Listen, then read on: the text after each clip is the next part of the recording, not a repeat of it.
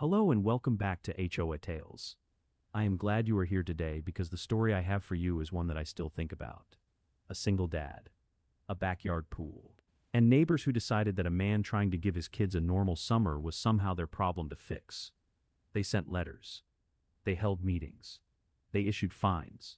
And when none of that worked, they picked up the phone and called 911. Twice. The second call was the one that changed everything. Not just for Ryan and his kids, but for every single person on that street who thought the Dodsons were just being concerned neighbors. They were not. And by the time a judge was done with them, they had lost far more than the argument. This is Ryan's story, and he wants you to hear every single part of it. Let us get into it. My name is Ryan, and I want to start by telling you something that I don't usually lead with, because it tends to make people look at me differently. I'm a single dad, not by choice. Not because of some messy divorce or bad decisions. My wife Sarah passed away 2 years before any of this happened. Breast cancer. She was 34 years old. After she died, I did what I had to do. I got up every morning. I made breakfast. I dropped the kids off at school. I came home. I worked. I picked them up. I made dinner. I helped with homework. I put them to bed. And then I sat in a quiet house and tried to figure out how to do it all again the next day. I have 2 kids. Lily, who was 9 at the time, and Jake, who was 12. They are the reason I get out of bed. They are the reason I function. They are the reason I eventually decided that staying in our old house, in the same rooms, with the same walls that still smelled like their mum, was doing none of us any good. So I made a decision. I sold the house. I found a new neighborhood. I found a place with a yard big enough for the kids to run around in. A street quiet enough that I wouldn't have to worry every time they went outside. And a price I could actually manage on a single income. I work remotely as a project manager, so location didn't matter much. What mattered was that Lily and Jake had space to breathe again. The house needed some work, but it had good bones. The yard was what sold me. Big flat with a wooden fence that gave us privacy. I remember standing in that yard during the walkthrough and thinking that this was the kind of place where kids could actually be kids. The street itself seemed perfect at first. Quiet, mostly older families, a few retirees. Everyone seemed to keep to themselves. The neighbors 2 doors down waved at me when I was moving boxes in. A woman from across the street brought over a plate of cookies the first weekend. I thought I had found exactly what I was looking for. And then there were the Dodsons. Gerald and Patricia Dodson. Retired couple. No kids of their own. House directly across the street from mine. Perfectly trimmed lawn. Matching outdoor furniture. American flag hung at exactly the right angle. They didn't bring cookies. What they did was stand on their front porch the entire first day of my move and watch. Not in a curious neighbor kind of way. In a studying kind of way. Like they were taking notes. I told myself I was being paranoid. Maybe they were just nosy. Maybe they were bored. Maybe retired people just had more time to watch the world go by. I gave them the benefit of the doubt. I waved at Gerald once from my driveway. He looked at me for a second, then turned around and went inside without saying a word. Something about that felt off. But I was exhausted from moving, and I had 2 kids to settle into a new house and a new school. I didn't have the energy to worry about a neighbor who didn't wave back. I should have paid more attention to that feeling, because the Dodsons were not just nosy neighbors. They were the kind of people who believed that a neighborhood belonged to them. And the moment I moved in, they decided I didn't fit. It was Jake who brought it up first. We were about 6 weeks into the new house, and summer was coming fast. The kind of summer where the air gets thick before 9 in the morning, and the kids are sweating through their shirts before they even make it to the backyard. Jake had seen one of those inflatable above-ground pools at a friend's house, and came home absolutely convinced that we needed one. Lily backed him up immediately. Obviously. I told them I would think about it, which is what parents say when they actually mean yes but want to make it seem like they considered the alternatives.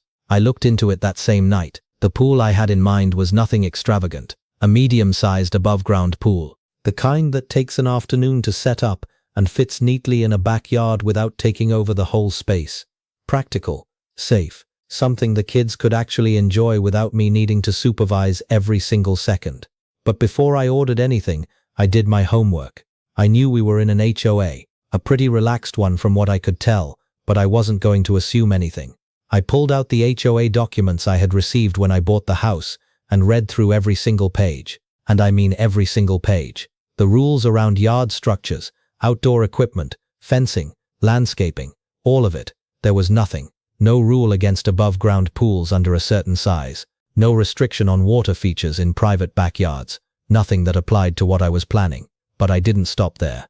I called the HOA management company directly and spoke to someone named Diane.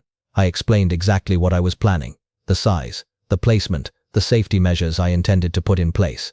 Diane confirmed that what I was describing fell within the guidelines and did not require any special approval. I said thank you and immediately sent a follow-up email summarizing everything we had discussed and asking her to confirm in writing. She did. I screenshot the email. I saved it in a folder on my desktop. I printed a physical copy and put it in a binder. I don't know why I did all of that. Call it instinct. Call it the paranoia of a man who had already learned that life does not give you warnings before things go wrong. Whatever it was, it turned out to be the smartest thing I did. The pool arrived on a Thursday. Jake and Lily were at school. I spent the morning setting it up by myself, following every instruction, making sure the ground was level and the pump was properly connected. By the time I picked them up that afternoon, it was filled and ready. I will never forget the look on Lily's face when she saw it. She stopped walking, just stopped completely. Stood at the back door with her backpack still on and her mouth open. Then she turned to look at me like she was making sure it was real.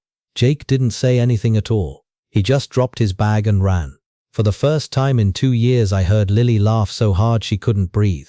That pool cost me $400. It was worth every single penny. The first letter arrived 4 days after the pool went up. I found it in my mailbox on a Tuesday morning. Plain white envelope, no return address. Just my name written on the front in neat, careful handwriting. I opened it standing in my driveway and read it twice because I genuinely could not believe what I was reading the first time. It was a formal complaint, typed out on what looked like official HOA stationery. It cited concerns about my backyard pool being an eyesore to the surrounding properties, a potential safety hazard to minors in the neighborhood, and a possible threat to local property values. It was signed at the bottom by Patricia Dodson, HOA Residential Standards Committee. I stood there for a moment, just holding the letter. Then I went inside, opened my binder, pulled out the email confirmation from Diane at the HOA management company, and read it again just to make sure I hadn't imagined it. I hadn't. The pool was within guidelines. Diane had confirmed it in writing. I had done everything right. I wrote back the same day. Calm, professional, 1 page. I explained that I had contacted the HOA management company prior to installing the pool, received written confirmation that it was permitted, and that I was happy to provide that documentation if needed. I included a copy of Diane's email. I sent it certified mail, so I had proof of delivery. I thought that would be the end of it. It wasn't. 6 days later, Patricia Dodson knocked on my front door. I opened it to find her standing on my porch in a collared shirt with a lanyard around her neck that had some kind of laminated HOA badge on it. She was holding a clipboard. She looked at me the way people look at something they've already decided is a problem. "Patricia, Mr. Ryan, I'm here regarding the structure you've installed in your backyard. The committee has reviewed your response, and we don't feel that a simple email from management is sufficient to override our residential standards." Me. The email is from the HOA management company, the company that runs this HOA. So I'm not sure whose standards you think outrank theirs. Patricia, the committee has authority over residential aesthetics and safety concerns. We're asking you to voluntarily remove the pool within the next 10 days. Me. I'm going to voluntarily not do that. But thank you for stopping by. I closed the door. I know that probably sounds more confident than I actually felt. The truth is, I stood in my hallway for a good few minutes after that, just breathing. I wasn't scared exactly. I was just tired. I had moved here for a fresh start. I had done everything by the book, and now I had a woman with a laminated badge on my porch telling me to dismantle the one thing that had made my kids smile in months. I added the letter and the notes from her visit to my binder. The second letter came 8 days later. This one was less formal and more aggressive. It cited multiple HOA codes. It included printed photographs of my backyard taken from what looked like the street, or possibly from an elevated angle. It referenced concerns about neighborhood safety and suggested that an unsupervised water feature posed a liability risk to local children. My pool had a safety ladder with a lockable gate. My kids were never in it without me present. The idea that my backyard pool was some kind of community hazard was not just wrong. It was insulting. But what bothered me more than the letter itself was the photographs. Someone had deliberately taken pictures of my backyard from outside my property, without my knowledge. I started paying closer attention after that. I noticed Patricia driving slowly past my house at least twice a day. I noticed Gerald standing on their porch watching my driveway whenever I came or went. I noticed that two other neighbors on the street, the Martins next door and the Hellers 2 houses down, had suddenly stopped waving at me.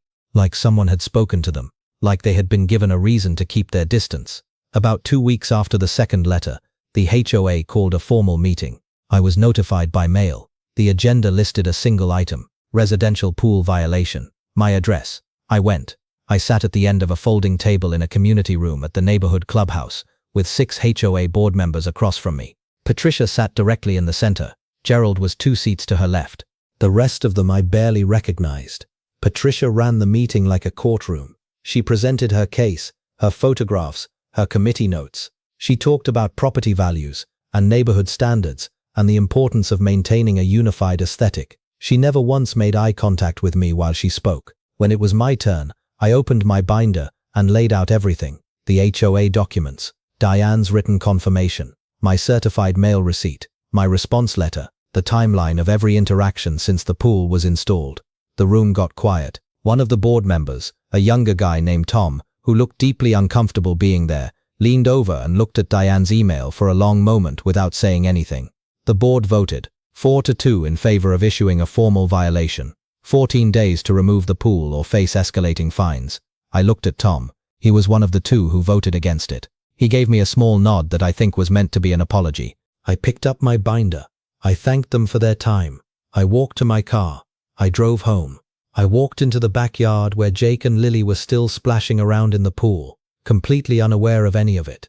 I watched them for a minute. Then I went inside and made dinner. The pool was staying. The 14 days came and went. I didn't touch the pool. I didn't respond to the violation notice either. Not because I was being reckless, but because I had done the math. I had written confirmation from HOA management that the pool was permitted. The board had issued a violation without following their own required warning procedure. I had documentation of everything. I wasn't bluffing. I was just waiting. What I didn't expect was how fast Patricia escalated. It was a Saturday, late afternoon, the kind of day that makes you remember why summer exists. Jake was doing cannonballs off the side of the pool, and Lily was floating on an inflatable ring with her eyes closed like she was on vacation somewhere expensive. I was sitting in a lawn chair maybe 6 feet away, reading something on my phone. Music was playing from a small Bluetooth speaker on the patio table. Nothing loud. The kind of volume where you can still hear the birds. It was genuinely a perfect afternoon. And then I heard it. The sound of Patricia Dodson's front door opening across the street. I didn't think much of it at first. I glanced up, saw her step onto her porch, looked directly at my backyard, then go back inside. I went back to my phone. Jake was trying to convince Lily to do a cannonball. Lily was refusing. Normal Saturday. About 20 minutes later, 2 police cars pulled up in front of my house. I want to describe what that moment felt like, because I don't think I have the right words for it even now. It wasn't panic exactly. It was more like that cold, hollow feeling you get when something shifts, and you know immediately that the shift is not good. I stood up slowly. I told the kids to stay in the pool. I walked around to the front of the house. 2 officers, both professional, both clearly a little uncertain about why they were there. Officer, sir, we received a call reporting an unsupervised water hazard and children in potential danger at this address. Do you mind if we take a look at the backyard? Me, not at all. Come on through. I walked them to the backyard. Lily was still on her inflatable ring. Jake had finally convinced her to do a cannonball and was currently celebrating like he had won something. The pool had its safety ladder locked in the upright position. The gate latch was secure. There was a first aid kit on the patio table that had been there since day one. I was standing right there. The officers looked at the pool. They looked at the kids. They looked at each other. One of them actually smiled, just for a second, then caught himself. They apologized for the interruption. They confirmed the call was unfounded. They told me to have a good evening. Standard, professional, exactly what you'd want from responding officers in a situation that was clearly a waste of their time. But before they left, one of them, the older of the 2, Officer Daniels according to his badge, paused at the side gate and turned back to me. Officer Daniels, sir, just so you're aware, this is the second call we've had from the property across the street regarding your address. I can't tell you what to do, but if this continues, you may want to look into your options. There are things that can be done about a pattern like this. He said it quietly, carefully, the way someone says something when they want to make sure you hear it without making it official. I thanked him. I watched them drive away. I stood in my driveway for a moment looking at Patricia's house across the street. Her car was in the driveway. The curtain in the front window moved slightly. She had been watching.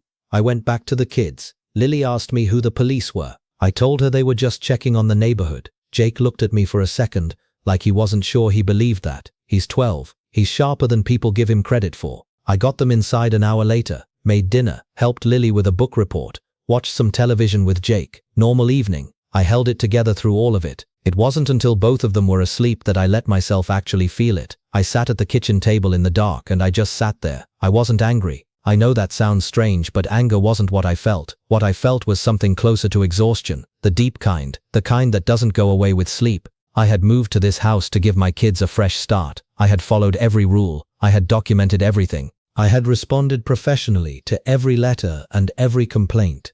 I had done everything right. And I was still sitting in my kitchen at midnight, wondering if my neighbor was going to call the police on my children again tomorrow. I thought about Sarah. She would have known exactly what to do. She always did. She had this way of cutting through noise and finding the actual problem and dealing with it directly. I used to joke that she missed her calling as a lawyer, and that was when I thought of Marcus. Marcus is my younger brother. He's not a lawyer, but he works as a paralegal for a civil litigation firm and has for almost 8 years. I had mentioned the HOA situation to him a few weeks earlier, and he had told me to call him if things got worse. I picked up my phone. It was past midnight. I called him anyway. He picked up on the second ring. I told him everything. The letters, the meeting, the violation, the officer's visit, Officer Daniels and what he said at the gate. All of it. Marcus was quiet for a moment when I finished. Then he said, "Ryan, stop responding to their letters. Don't touch anything in that binder, and let me make a call in the morning." I didn't sleep that night, but for the first time in weeks, I felt like something was about to change. Marcus called me at 8:30 the next morning. He had already spoken to a colleague at his firm, a civil litigation attorney named Dana Reeves, who specialized in exactly this kind of case: HOA disputes, harassment claims, procedural violations. Marcus said she had listened to the summary he gave her, and her exact words were that she wanted to see my binder. We met at her office 3 days later. Dana Reeves was not what I expected. I don't know exactly what I had pictured. Someone older maybe, more formal. What I got was a woman in her early 40s with sharp eyes and the kind of calm that makes you feel like whatever is happening is already being handled. She shook my hand, pointed me to a chair, and said she had about 90 minutes. Then she opened her laptop and told me to start from the beginning. I talked. She typed. Occasionally she stopped me to ask a specific question. What date did you receive this letter? Did you keep the envelope? Was this conversation in person or by phone? Did you send that response before or after the board meeting? She wasn't dramatic about any of it. She just collected information the way someone assembles a puzzle, piece by piece, without rushing. When I finished, she was quiet for a moment. She scrolled back through her notes. Then she looked up. "Dana, can I see the binder?" I slid it across the desk. She went through it slowly. Every letter, every email, every certified mail receipt, every photograph Patricia had taken of my backyard, every note I had written after each interaction. She stopped at Diane's written confirmation from the HOA management company and read it twice. Then she turned to a section near the back of the HOA governing documents I had included. She found a specific page, read it, and set the binder down. "Dana." They skipped a step. "Me. What do you mean?" "Dana. Before issuing a formal violation, your HOA bylaws require a written warning to be sent to the homeowner with a minimum grace period of 21 days. You never received a written warning. You received complaint letters from Patricia Dodson, acting as a committee member. That is not the same thing as an official written warning from the HOA board. They went straight to a formal violation without following their own required procedure."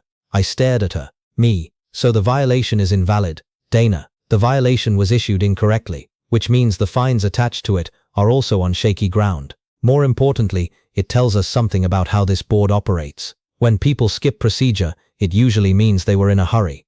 And when they're in a hurry, it usually means this was personal." She closed the binder and leaned back in her chair. "Dana, here's what I see. You have a pattern of targeted harassment from a specific neighbor who holds a position on the HOA board.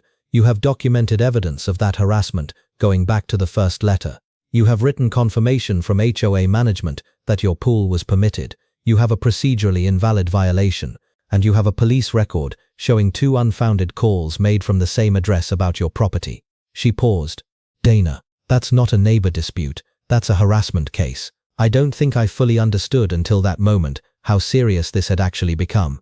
I had been so focused on defending myself day to day that I hadn't stepped back far enough to see the whole picture. Dana had looked at it for 90 minutes and already seen things I had missed after living through months of it.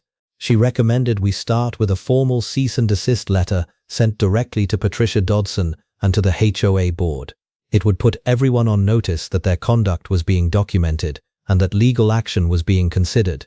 It would also create another layer of paper trail. I agreed. The cease and desist went out 10 days later. Dana had written it carefully. It outlined the pattern of harassment, the procedural violations, the unfounded police calls, and the potential legal exposure the HOA board faced for allowing a board member to weaponize her position against a homeowner. It was firm without being aggressive, professional without leaving any room for misunderstanding. The response we got back told us everything we needed to know about who we were dealing with. Patricia's personal email came first, 2 paragraphs. She called the letter frivolous and accused me of trying to intimidate a volunteer community organization. She said the HOA had every right to enforce its standards, and that if I had a problem with that, I was welcome to sell my house and find somewhere else to live. The official HOA board response came 3 days later through their own attorney. They rejected every point in the cease and desist, doubled the existing fine, and added a new violation citing quote-unquote ongoing non-compliance. Dana called me after she received it. Dana, they lawyered up, which is actually good news for us. Me, how is that good news? Dana, because it means they're taking this seriously enough to spend money on it. People who think they've done nothing wrong don't usually hire attorneys to respond to cease and desist letters. They write back themselves and tell you to mind your business. These people are defensive, and defensive people make mistakes. She recommended we file. The lawsuit went in 2 weeks later. 4 counts: harassment, procedural violations, emotional distress, selective enforcement. We were seeking compensation for legal fees, damages, and a formal review of the HOA's conduct toward my property. I signed the paperwork at Dana's office on a Thursday afternoon. Marcus came with me. On the way out, he put his hand on my shoulder and said something I have not forgotten. Marcus, Sarah would have filed 6 months ago. I laughed. First real laugh I'd had in a while. He wasn't wrong. Once the lawsuit was filed, everything changed. Not dramatically, not overnight, but in the way that pressure changes things. Slowly at first and then all at once. The first thing Dana explained was the discovery process. In a civil case, both sides have the legal right to request documents and records from the other party. We submitted our request to the HOA within the first 2 weeks. Meeting minutes, financial records, violation history, communication logs, every complaint ever filed, every fine ever issued, every email sent from any board member in connection with my property. They had 30 days to comply. Patricia stopped driving past my house during that time. Gerald stopped standing on the porch. The street got quieter in a way that felt less like peace and more like everyone holding their breath. The documents arrived on a Friday afternoon. Dana called me that evening. Dana, can you come in Monday morning? There are some things in here you need to see. I was at her office at 9. She had printed everything and organized it into separate folders. She sat across from me and opened the first one. Dana, let's start with the Dodson property.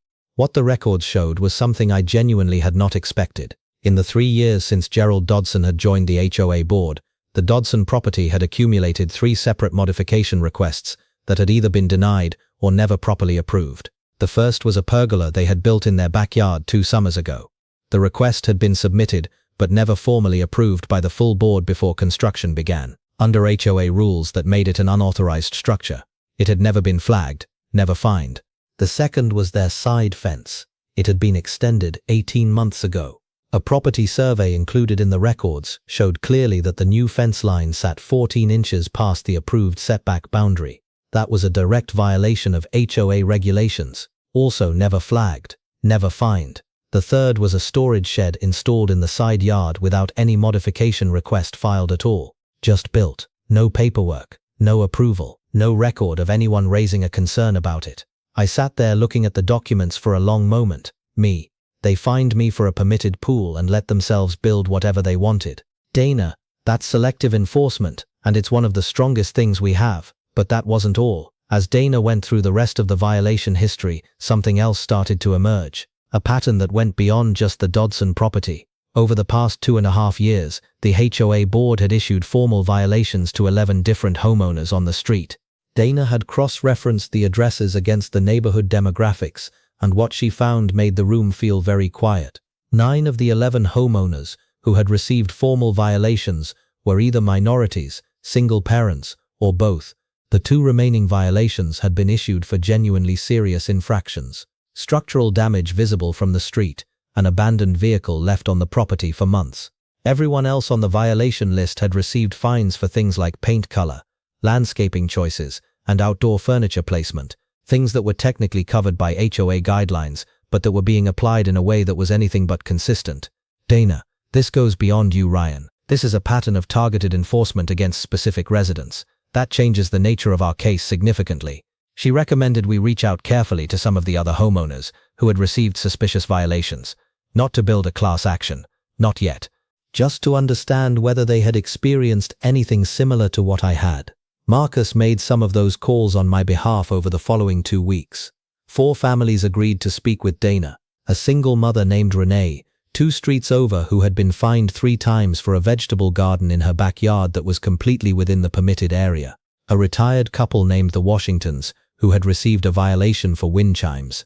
An older man named Mr. Okafor, who had been issued 2 fines for parking his own car in his own driveway in a way the board deemed aesthetically inconsistent. And a young family, the Garcias, who had been threatened with a property lien over a basketball hoop in their driveway. Every single one of them had documentation. Every single one of them had tried to resolve things quietly and been ignored. And every single one of them had eventually just paid the fines because they didn't know they had any other option. Dana added their cases to our file. Meanwhile, the neighborhood itself was shifting. The HOA's internal Facebook group, which I was not a member of but which Marcus had been monitoring through a neighbor who shared posts with him, had started to fragment. Someone had posted a vague comment about the lawsuit. Then someone else had responded asking questions. Then someone had posted something more specific. Within 48 hours, there were over 200 comments on a thread that the board was desperately trying to get removed. People were talking. Neighbors who had quietly accepted fines for years were suddenly comparing notes. People who had assumed the board was acting in good faith were starting to ask why certain properties never seemed to get violations no matter what they did. The Dodsons deleted their personal posts from the group entirely. Gerald resigned from a neighborhood committee he had chaired for 2 years. No explanation given. And then something happened that I did not see coming at all. Tom, the young board member who had voted against my violation at the meeting, the one who had given me that small apologetic nod on his way out, he called Dana's office directly. He said he wanted to talk. Dana met with him privately. She told me afterward that he had been uncomfortable with the direction of the board for over a year, that he had raised concerns internally about the pattern of violations and been dismissed, that he had documented some of his own concerns in personal notes he had kept separate from official board records, and that he was willing to testify. Dana called me after that meeting and said something I will never forget. Dana, Ryan, I want you to understand something. When we walked into this, I thought we had a solid harassment case. What we actually have is significantly bigger than that. These people didn't just target you. They built a system, and we are about to take it apart piece by piece in front of a judge. I sat with that for a long time after we hung up. Outside my kitchen window, I could see the pool. Jake had left his goggles hanging on the safety ladder. Lily's inflatable ring was leaning against the fence. All of this over a $400 pool. 3 weeks after the lawsuit was filed, Dana called me on a Tuesday morning and said 4 words that I had not expected to hear. She said they wanted to settle. I sat with that for a moment and asked her if she meant already. She said yes. Their attorney had reached out that same morning. They were proposing a private settlement. They would drop the violations and fines against me. I would drop the lawsuit. Everyone would walk away quietly and agree never to discuss the matter publicly. I asked her what she thought. She was quiet for a second, and then she said that honestly, she thought they were scared. The discovery documents had spooked them. They knew what was in those records, and they knew we had seen all of it. A settlement right now would protect them far more than it would protect me. I would be walking away with nothing except the removal of fines that were already invalid to begin with, and I would be signing an agreement that prevented me from ever talking about what they had done to me and my kids. I did not need long to think about it. I told her no. She said good. That was what she was hoping I would say.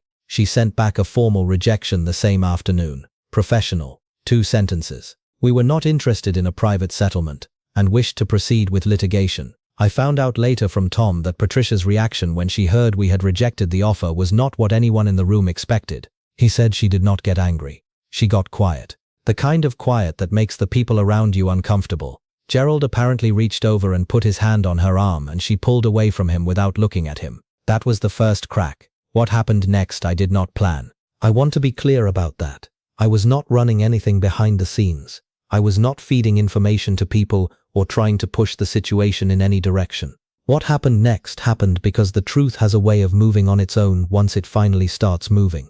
Tom had been quietly talking to other board members for weeks, not about the lawsuit directly, just asking questions, raising concerns, pointing out things that didn't add up about the way violations had been issued over the past 2 years. He was doing it carefully, one conversation at a time, the way you test ice before you step onto it. After we rejected the settlement, 2 more board members reached out to Dana and asked to speak with her privately. Their names were Carol and Dwight. Both had been on the board for less than a year.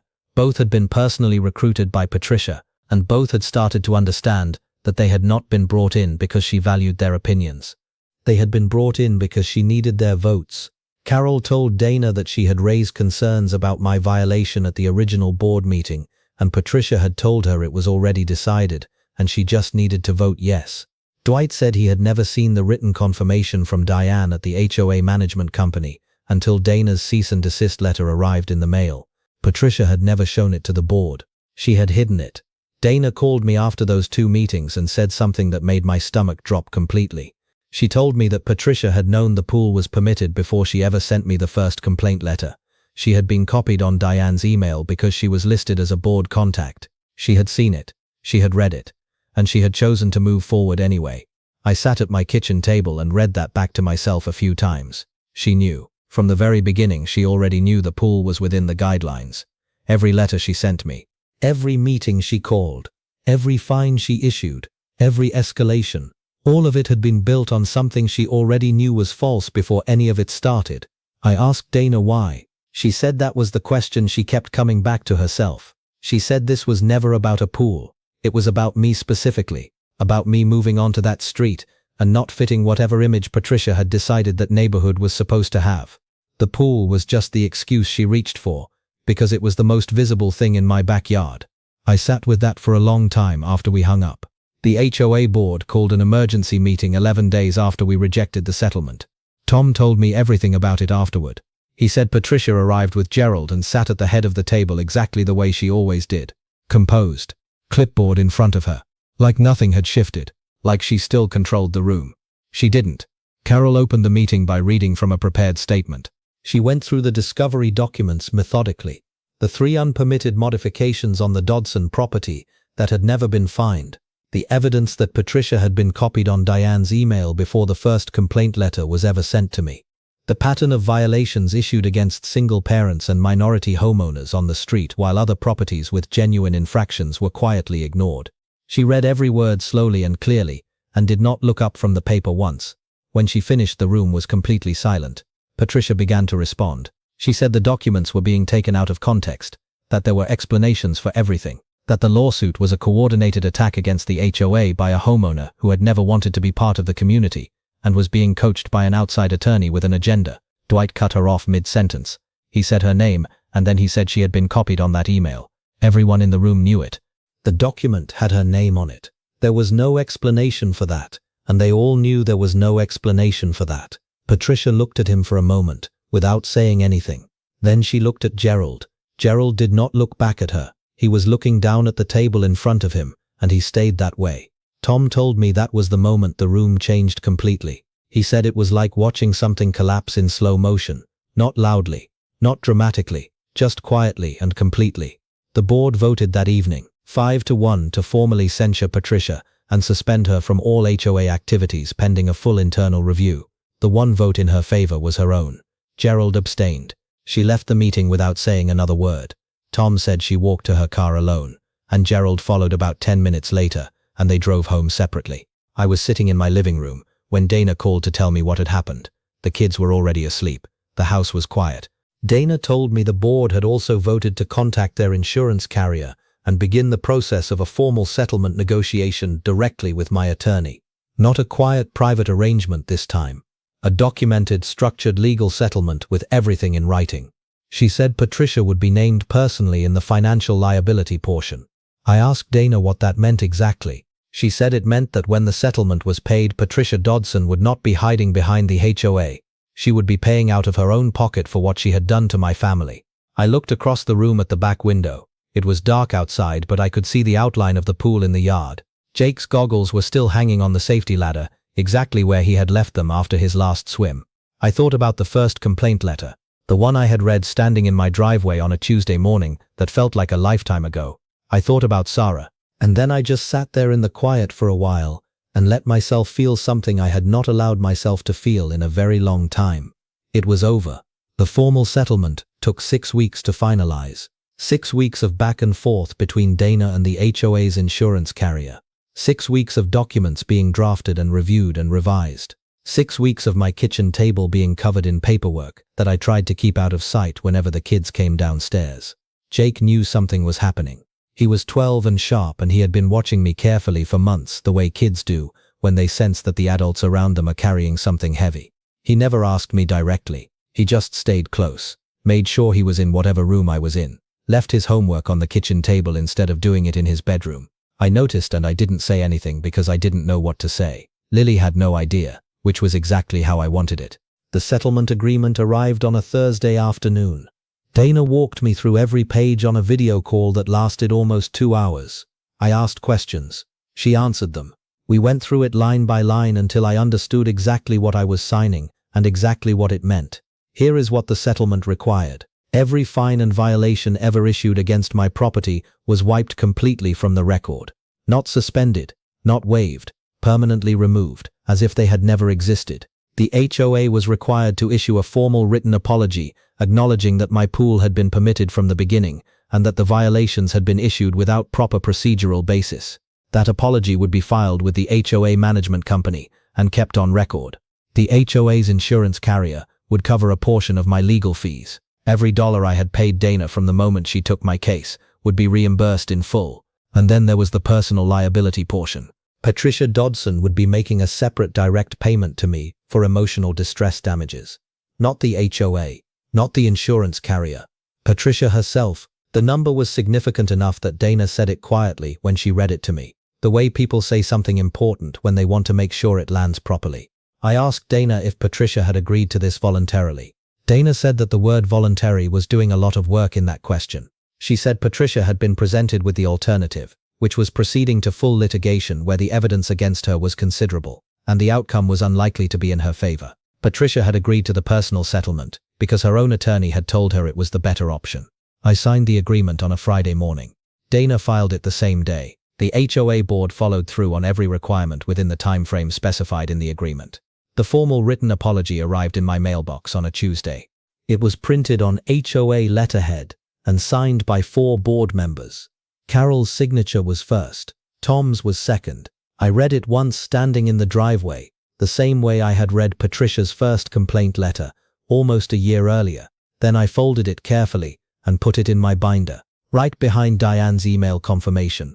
The bylaw review that Dana had pushed for as part of the settlement terms was also completed within the required window. The HOA hired an independent reviewer to go through every policy related to violation procedures, complaint processes, and enforcement standards. Several sections were rewritten entirely. The new bylaws required a minimum of 2 board members to sign off on any formal violation before it could be issued. No single board member could initiate enforcement action alone. Patricia had built a system that ran on one person having unchecked authority. The new bylaws made that impossible. She was permanently removed from the HOA board as part of the settlement terms. Not suspended. Not asked to step down voluntarily. Removed.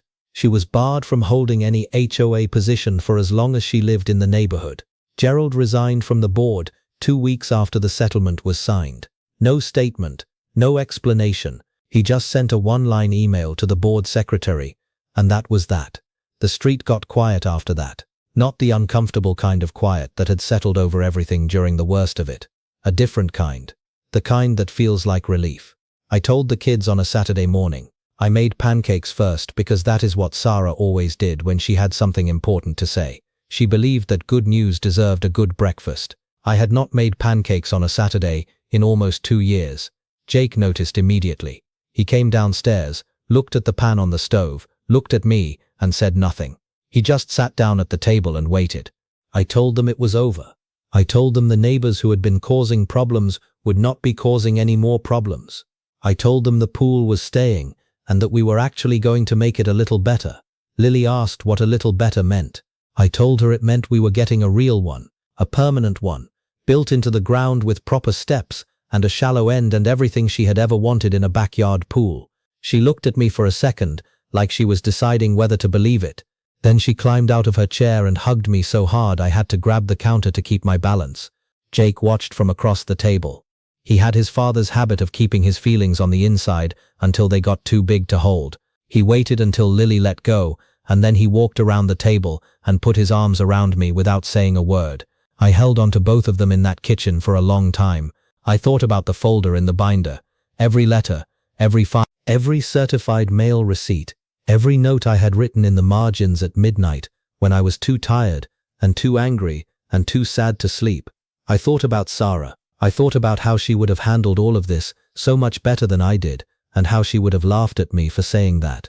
And I thought about that first Saturday afternoon. 2 kids in a pool they loved. A perfect day that someone decided they had the right to take away from us. They didn't. I have thought a lot about what I would say if someone asked me what this whole thing was really about. And the honest answer is that it was never about a pool. It was about 2 kids who lost their mother and then had to watch strangers decide that their laughter was a problem. It was about a man trying to hold his family together in a new place and being told before he even unpacked that he did not belong there. It was about someone deciding that the rules applied to everyone except themselves and that their comfort was worth more than another family's peace. I did not set out to take anyone down. I set out to give my kids a normal summer. The documentation saved me. Every letter I kept, every email I printed, every certified mail receipt I filed away. I did not know at the time how important any of it would turn out to be. I just knew that something felt wrong and that I needed to be able to prove what was happening to me. If you take nothing else from this story, please take that. Write it down, save it, print it out.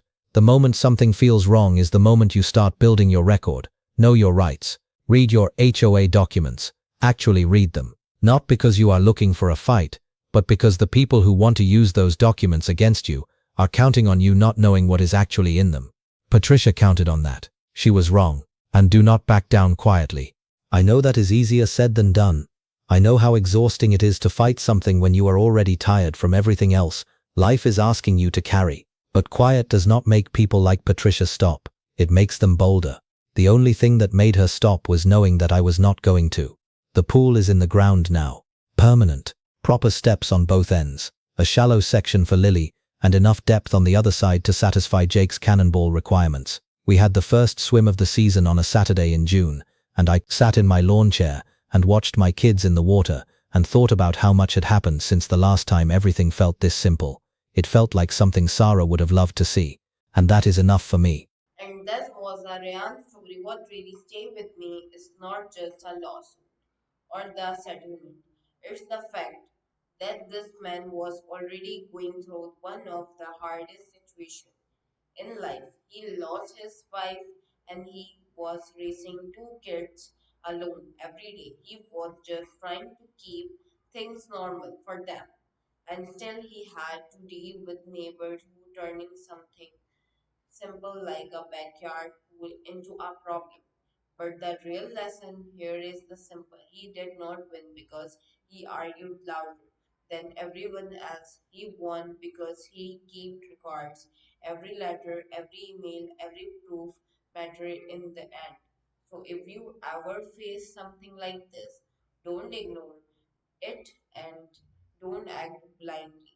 Just calm, know your rights, and keep everything documented. Now, I want to hear from you. What part of this story hit you the most? And if you were ever been in a similar situation, share it in the comments. I will cover your story next. If you enjoy this story, like video, subscribe. I'll see you in the next.